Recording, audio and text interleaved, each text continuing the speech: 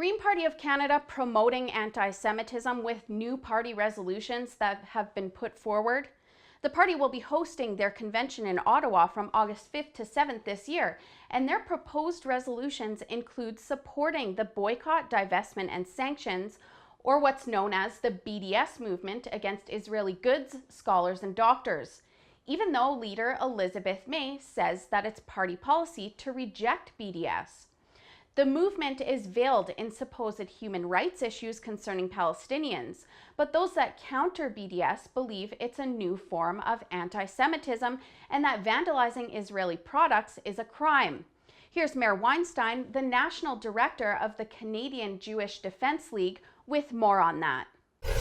And on the very day that it was passed in Parliament to condemn the BDS movement, one of the main organizations in Ottawa sent out a news release and said to Ottawa, "Come and get me, make my day, try me." We're going on a campaign across Canada and we're going to vandalize products made in Israel. We're going to go to supermarkets throughout the country and put stickers telling people, the public, don't buy this product, it's made in Israel.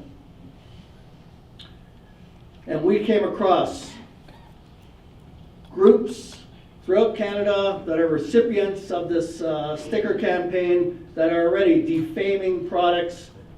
This is actually happening right here in Canada, where some groups and universities publicly support boycott, divestment, and sanctions against Israel.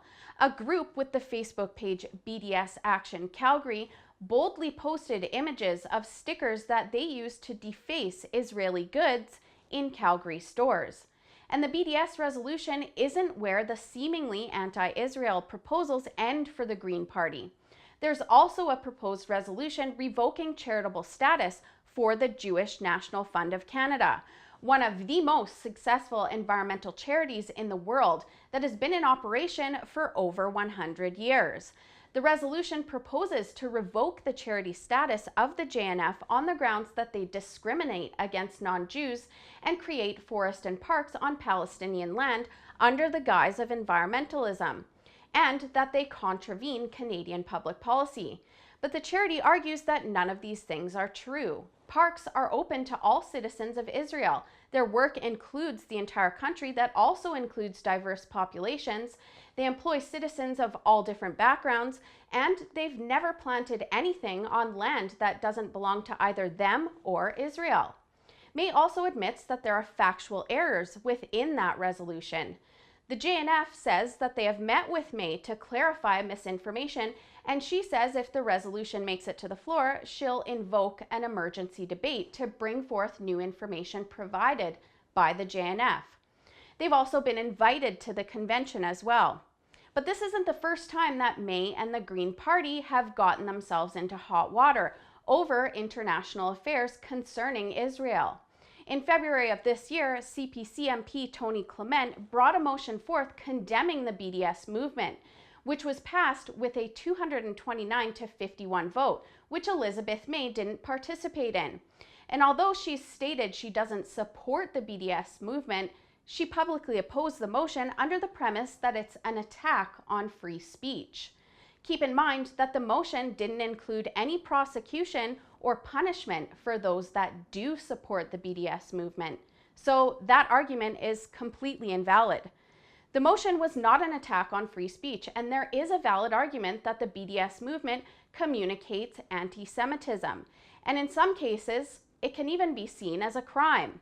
And then there was former President Paul Estrin, who was forced to resign over a blog post about Gaza on the party's website that made pro-Israel comments.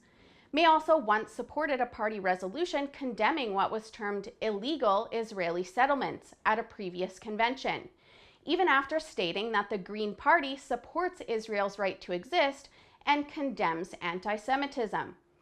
Israel is the only country in the Middle East with a Green Party, on top of being the only democratic country in the Middle East.